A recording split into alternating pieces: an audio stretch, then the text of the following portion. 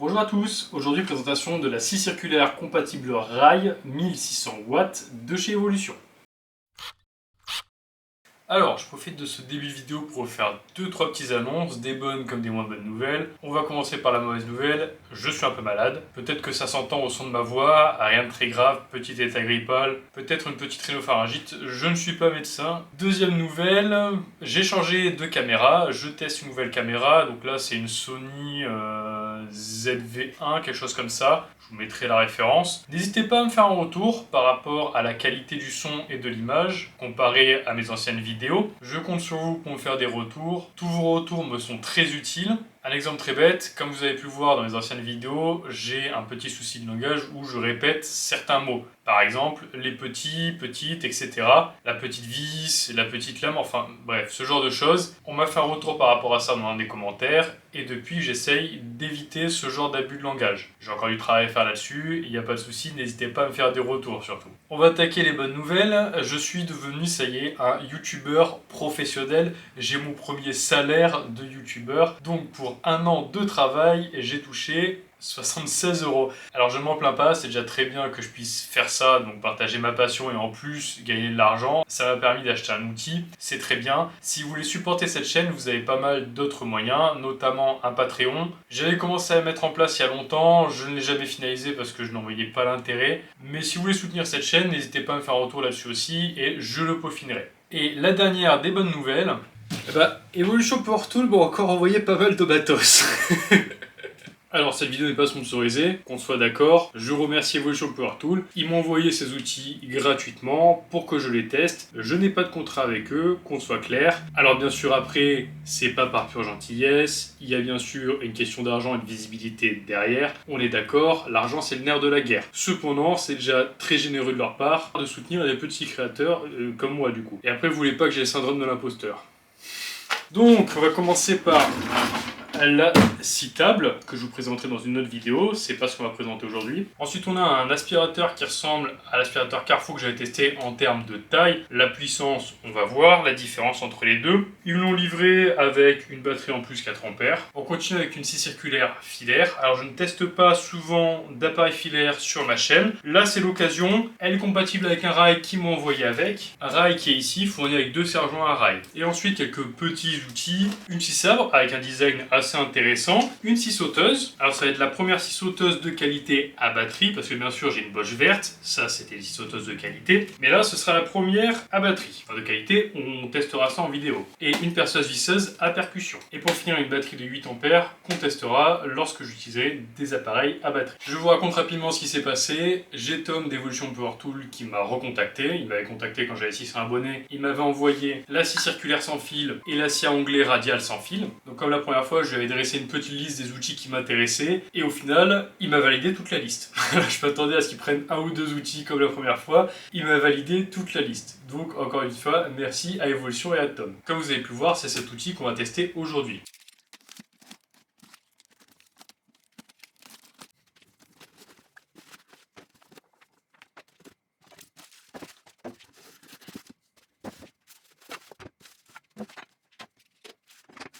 On va commencer par les accessoires. Donc on a un sac de transport. Un sac de transport qui doit bien peser dans les 2 kg. Hein. Il est bien renforcé. Avec un fond un peu dur. On va poser sa machine comme ceci. Voilà. Ou alors ça peut vous faire un petit sac à main. Hein. Après c'est à vous de voir. On a une grosse poche ici, on a une poche un peu plus moyenne là, on a une toute petite poche pour des accessoires et on a des petites poches à ce niveau-là sur le devant. On peut venir le fermer comme ceci. Après, je chipoterai un peu en disant qu'il manque une bandoulière. Donc ça va, c'est assez convenable. Ensuite, on a un guide parallèle qui est exactement le même que le guide parallèle de la scie circulaire version 20 volts. Donc ce sont des guides parallèles plutôt confortables et qui ont l'avantage... Alors non, lui n'est pas parallèle. Est-ce que vous voyez bien ? Ouais, lui il n'est pas parallèle, contrairement à l'autre version où lui il est parallèle. Étrange, on dirait pas qu'ils ont changé de mode de manufacture de ces guides parallèles. Une lame de scie circulaire, donc c'est du 185 de diamètre avec une acceptation d'axe de 20 mm. Cette lame à vanne dedans, c'est une lame multimatériaux, donc aluminium, métaux mous, bois, etc. Elle va jusqu'à 1500 tours minute. Alors c'est la troisième lame que j'ai comme ça. Les deux premières lames, elles marchent plutôt bien. Elles ont des dents en carbide. Carbide, c'est ça. En carbide.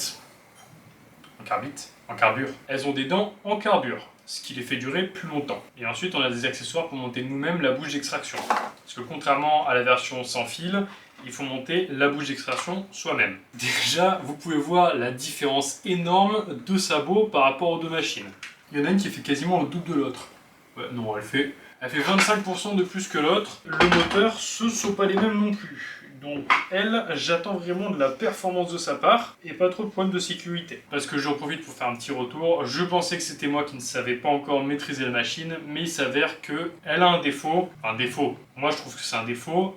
Elle a une sécurité qui est beaucoup trop sensible. Du coup, elle se met très souvent en sécurité. J'en ai profité pour faire remonter ce fait à Tom, du coup, qu'il a fait ensuite remonter au service qui s'occupe de ce genre de produit. À voir si ça va être implémenté, si ça a été écouté. Mais en tout cas, ils acceptent de bonne grâce les remarques. Donc si vous avez des remarques, n'hésitez pas à m'en faire part. En caractéristiques principales, en termes de profondeur de plongée, on va jusqu'à 64 mm. Elle a une fonction qui permet de dégager la poussière à l'avant de la machine. Je ne sais pas comment ils font ça, on va voir si ça marche. Je suis très curieux de savoir comment ils arrivent à faire ça. On a apparemment une très bonne aspiration. Il y a une LED de travail qui a l'air plutôt bien placée.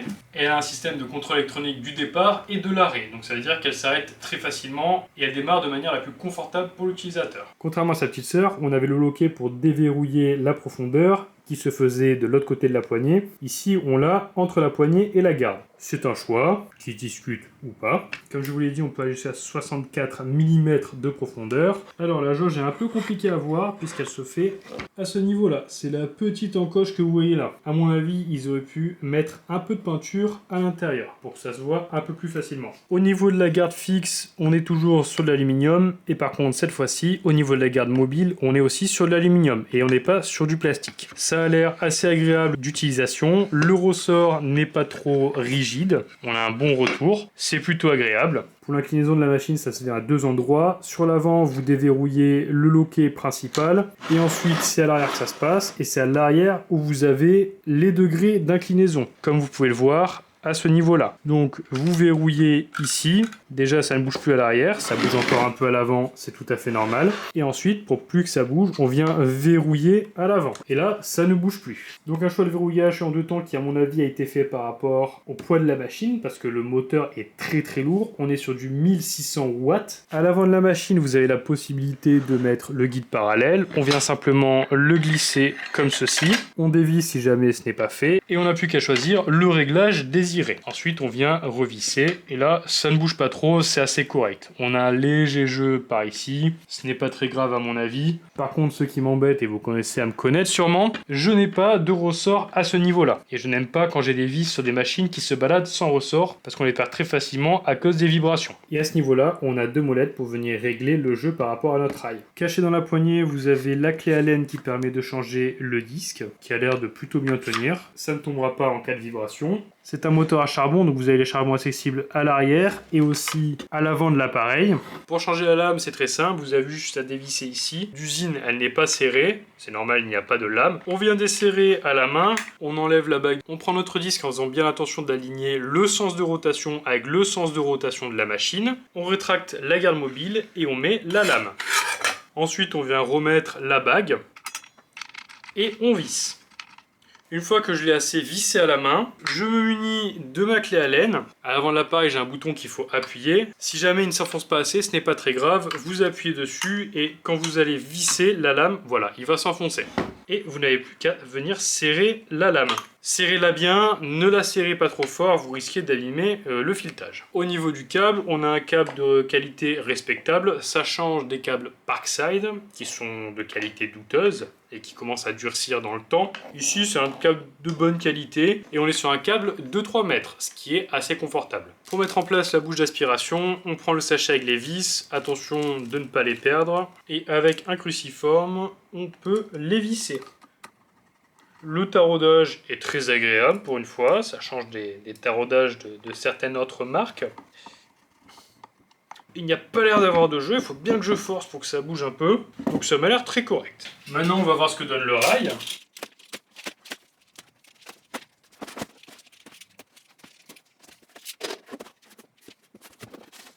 Ok, je comprends pourquoi le carton était aussi épais.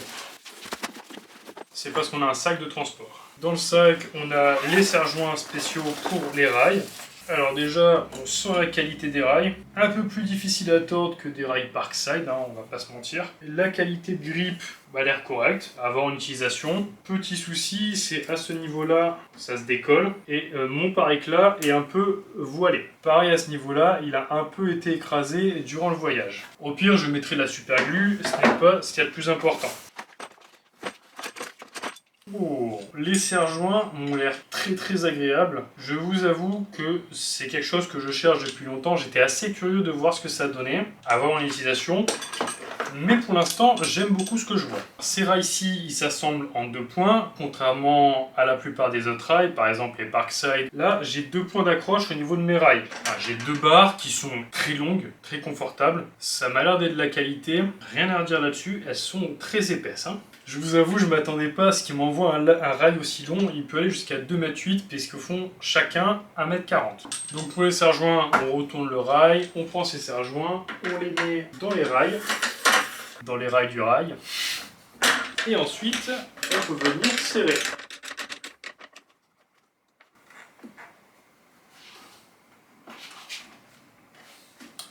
De ce côté-là, ça ne bouge pas du tout, hein. Pour les serre-joints, il faut délisser la molette qu'on a derrière et c'est ce qui va nous permettre de régler la hauteur. À voir l'endurée dans le temps de ce système, je ne sais pas pourquoi ils n'ont pas mis un système cranté. Peut-être qu'ils ont une bonne raison. Ouah, je peux vous dire que ça ne bouge pas. Je suis pas déçu d'avoir attendu aussi longtemps pour avoir un rail de cette qualité-là. Oui, parce que j'ai testé d'autres rails, hein. Attention. On a les rails Parkside qui se décollent très facilement, qui se tordent aussi très facilement. Voilà, ils sont déjà voilés. Autre défaut de ces rails-là, par exemple, c'est qu'on a une seule barrette et vu que c'est un aluminium de mauvaise qualité, si on serre un peu trop, c'est comme vous pouvez voir à ce niveau-là. Si on le serre légèrement trop, les vis viennent poinçonner la partie en aluminium. Et ça, c'est pas génial. Et en plus, quand on les assemble, vous avez les rails qui forment une banane. Donc j'ai très rapidement abandonné ce genre de rail. Il reste pratique pour des petites coupes à utiliser à l'unité.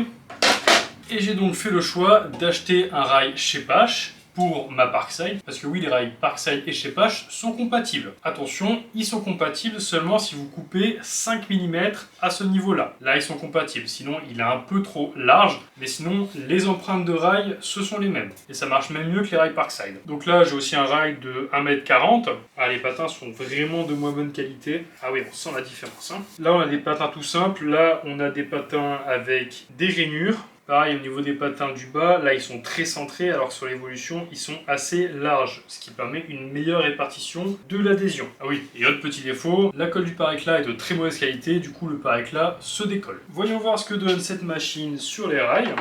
Au début j'ai pas mal de jeux, c'est là où on va se servir des molettes dont je vous avais parlé tout à l'heure concernant le réglage du jeu. Donc je les serre, là ça ne bouge plus à l'avant, je vais serrer à l'arrière, là ça ne bouge plus. Waouh.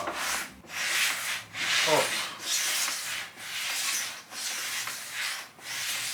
Ah, je vous avoue que c'est un régal. Le frottement de la machine contre le rail est simplement génial. Après, je n'ai comme point de comparaison que du Parkside, mais on est vraiment sur un outil qui est plus que correct pour l'instant. Oh. Ah oui, ça c'est agréable ça. Concernant les tests, on va commencer par, vous l'avez deviné, eh oui c'est le pain. On va commencer par du pain de 18 mm, ensuite on va prendre de l'OSB de 22 mm. On va tester cette fois du mélaminé, parce que je suis extrêmement curieux de voir comment elle réagit aux éclats. J'espère avoir une bonne surprise. Et pour finir, le dernier challenger, vous l'attendiez tous, j'ai nommé le bambou. Un sacré morceau de plateau en bambou. Ça m'embête un peu de tester la lame sur du bambou, mais écoutez, on est là pour ça. Bon, changement de plan, je vais d'abord le faire avec de l'OSB parce qu'il faut que je fasse la première coupe sur mon pare-éclat. Et cette première coupe, elle doit se faire avec un support plein en dessous. Donc ma planche de pain n'étant pas assez longue, je pars sur de l'OSB. Et c'est la première coupe la plus importante. C'est un problème que j'avais vu sur la Parkside où les molettes n'étaient pas assez serrées en elle-même, et donc quand j'avais enlevé le jeu, elle s'était desserrée durant l'utilisation et ça m'avait bouffé le pare-éclat dans le mauvais sens du terme. C'est quelque chose de récupérable, il faut juste décoller le pare-éclat, le sortir un peu et le recoller et refaire une coupe dessus. Lunettes de protection et surtout les protections auditives. Comme je suis dans un atelier fermé, je vais utiliser un aspirateur directement.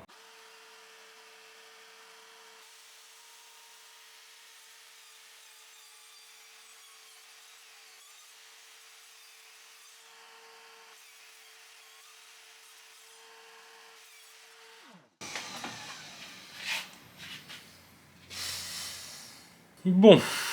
Alors, plusieurs choses. Je ne sais pas pourquoi, ma lame a commencé à dévier vers l'intérieur à 2 endroits. Donc un à ce niveau-là et un à ce niveau-là. C'est assez embêtant, comme je l'avais dit, la première coupe c'est la plus importante. Ça m'embête un peu parce que je ne sais pas pourquoi ça a forcé. Je ne sais pas pourquoi.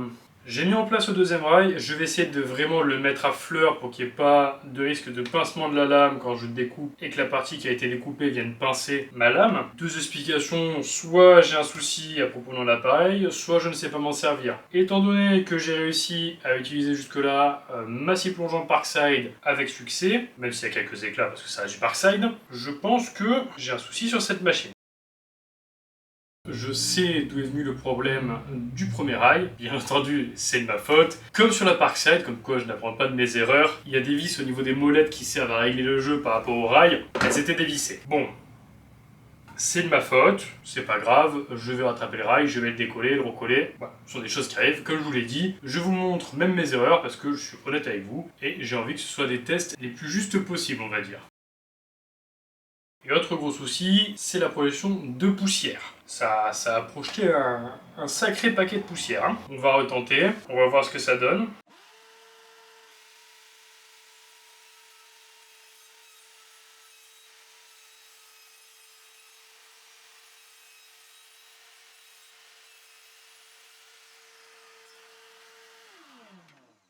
Bon, cette fois-ci, elle a réussi à bien couper. Après, en soi, même pour de l'OSB, on a une très jolie coupe, pas trop d'éclat. Bon, on est parti sur le deuxième test, le test du pain.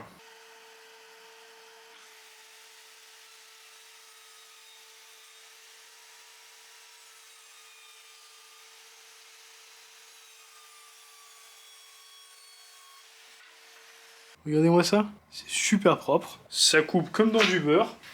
Maintenant, on va tester le mélaminé. Le mélaminé, c'est un des bois que j'aime le moins travailler parce qu'on a toujours des éclats. Il faut toujours le reprendre. En tout cas, avec la qualité de matériel que j'ai, c'est-à-dire du Parkside. Pour l'instant, je vais voir si c'est un peu plus faisable avec l'évolution.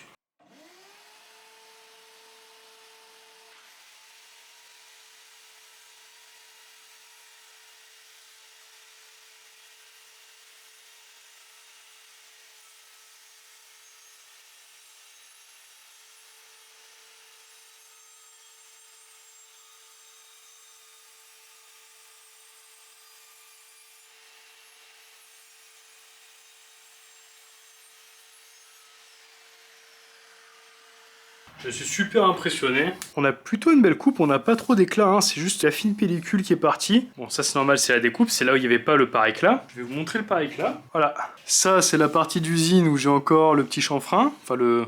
non, pardon. C'est la partie où j'ai le champ, voilà, je cherchais mon mot. La partie où j'ai le champ, donc vous voyez pas d'éclat. Et là, c'est la partie que j'ai coupée. C'est impressionnant. D'une qualité. Bon, ça rebique un peu. En même temps, c'est une lame multimatériaux, ce n'est pas une lame faite pour le bois exclusivement. Pour avoir une coupe plus propre, bien sûr, il faudrait venir faire une première passe avec la scie qui plonge à vraiment un millimètre ou un demi-millimètre pour couper la pellicule de mélaminé pour que ça fasse plus propre. C'est une technique assez connue. Et ensuite, il faudrait avoir un disquette dédié spécial avec une lame bois. Voilà, parce que là, c'est une lame multimatériaux, donc ça marche très bien. Avec une lame bois, ça marcherait encore mieux. Je suis surpris. Et l'arrière encore plus net. C'est impressionnant.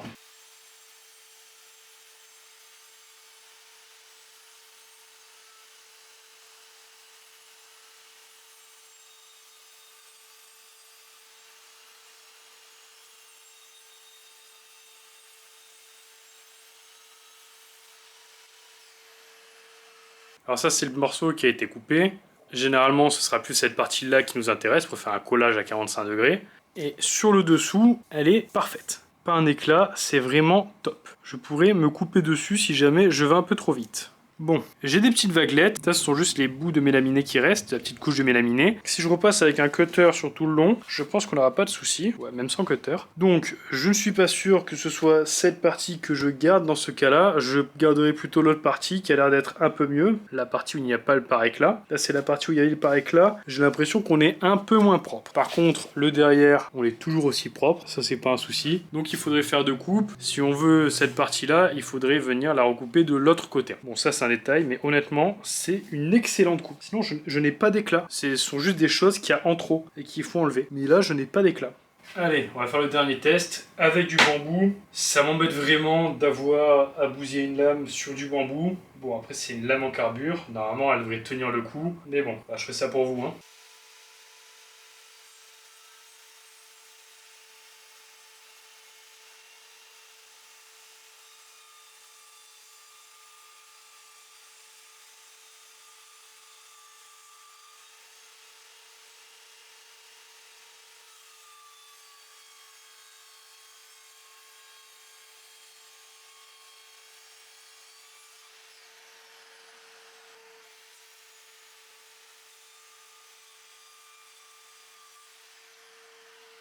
Alors j'ai fait des coupes dans plusieurs sens. Là vous pouvez voir la première coupe. Donc mis à part là où j'ai le fil qui m'a bloqué, donc j'ai dû lâcher une main et ça m'a fait un peu dévier. C'est pas trop grave, poncer ça part. J'ai une coupe très nette. J'ai une très belle coupe. Donc là c'est dans le sens comme ça, on va voir ce que ça donne dans l'autre sens. C'est pour ça que j'ai fait deux coupes. Donc vous pouvez voir le côté sans par éclat. C'est un véritable enfer, toutes ces petites fibres comme ça. Il y en a deux partout. Donc ça c'est sans par éclat. Et le côté où il y avait le par éclat, on voit bien qu'on a quasiment aucun petit brin. Enfin, aucune petite fibre. On en a un tout petit peu, mais ça c'est normal. Hein. C'est normal, bah, c'est super fibreux le bambou. Mais on a une très belle coupe. Et pareil, de l'autre côté, on a une coupe vraiment là, sans cheveux par contre cette fois. Alors, au final, cette petite machine, enfin, cette petite grosse machine, parce que c'est un vrai bousin, hein. Elle fait 5 kilos.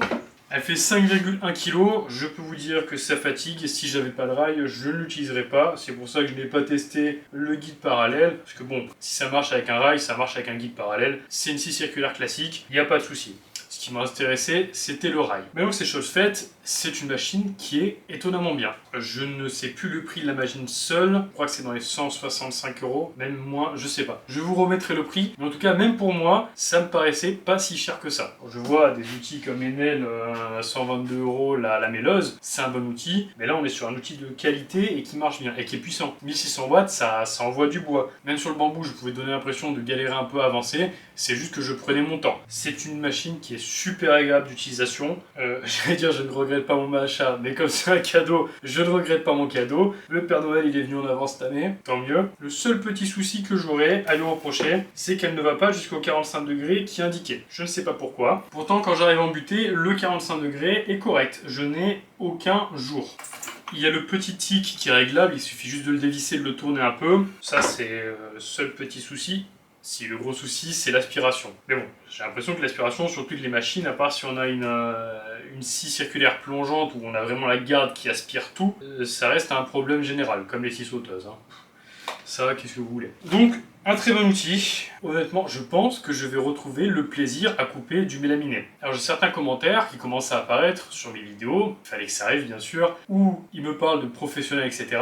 Je n'ai jamais dit que j'étais un professionnel. J'ai une activité, je gagne de l'argent avec, ça c'est un fait. Après, que moi je me qualifie de professionnel, je n'ai pas 10 ans de métier, je suis encore jeune dans ce domaine, donc je fais des erreurs, ça c'est normal, mais c'est juste une passion que j'essaie de vous communiquer. Et en aucun cas, je n'ai prétendu être un professionnel. En aucun cas. C'est vraiment 0,1% de mes commentaires. Hein. C'est très peu. Mais je tiens quand même à préciser que je ne suis pas un professionnel. Donc il y a certains chantiers que j'ai refusés parce qu'il y avait du mélaminé. Et il faut avoir conscience de ses limites. Et je pense que là, avec celle-ci, je vais pouvoir accepter plus de chantiers par rapport à sa qualité de découpe. D'ailleurs, la scie plongeante Parkside, je ne l'utilise plus depuis un moment parce qu'elle n'était pas assez précise et elle était trop peu puissante. Pour ceux qui sont restés jusqu'à la fin de cette vidéo, je tenais à remercier les personnes les plus importantes parce que j'ai remercié Evolution, j'ai remercié Tom, mais les personnes les plus importantes, ce sont vous. Voilà. Tout simplement. Ceux qui me suivent, ceux qui sont abonnés ou pas, peu importe. Merci du fond du cœur. C'est grâce à vous que je suis là aujourd'hui. Je vais avoir la petite larme. Je pensais pas qu'au bout d'un an, j'arriverais à aller aussi loin. C'est vraiment une chance de pouvoir faire ça. Et merci du fond du cœur.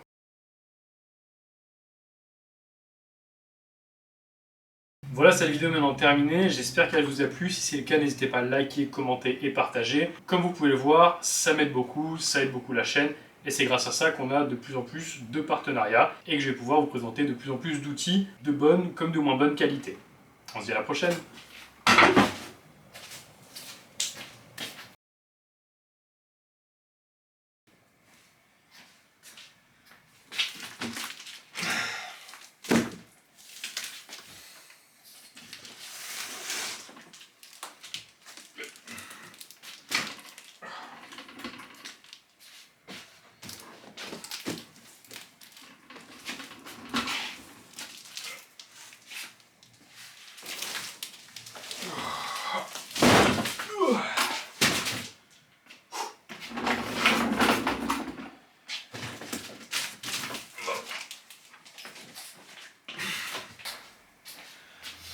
Pensez toujours à soulever les jambes et à garder le dos droit. Hein.